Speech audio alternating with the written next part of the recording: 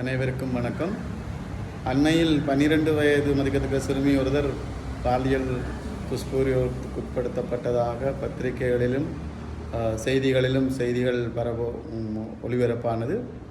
இது ஒரு மதகுருவால் துஷ்பிரயோகம் செய்யப்பட்டதாகவும் அந்த மதகுரு பிணையில் விடுவிக்கப்பட்டதாகவும் உண்மை சொல்லப்படுகின்றது. சட்டம் அனைவருக்கும் சமமானது. உண்மையில் அந்த மதகுரு தான் இந்த செயலை செய்திருப்பாராக இருந்தால் அந்த மதகுரு மாத்திரமல்ல,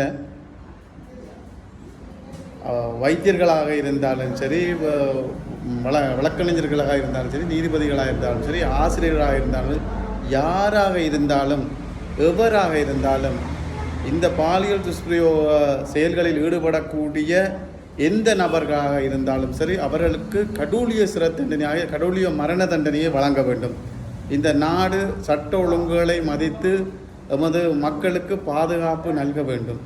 இந்த பெண்களை பொறுத்தவரை நிச்சயமாக இருக்கக்கூடிய ஆண்களும் இந்த சமது சட்டமும் தான் இந்த பெண்களுக்கு பாதுகாப்பு. பெண்கள் இயற்கையாகவே மென்மையானவர்கள், பலவீனமானவர்கள். நிச்சயமாக அவர்களுக்கான பாதுகாப்பு 100% உறுதிப்படுத்தப்பட வேண்டும். இந்த அரசு அந்த வேலையை செய்ய வேண்டும். இந்த பெண்களுக்கு நிச்சயமான ஒரு பாதுகாப்பை கொடுத்து நல்ல மனநிலை, நல்ல ஒரு உடல்நிலையோடு நல்ல ஒரு சந்தோஷமாக வாழ்வதற்கான வழியமைக்க வேண்டும். பெண்களின் கைகளை தொட்டால் வெட்டி எறிய வேண்டும்.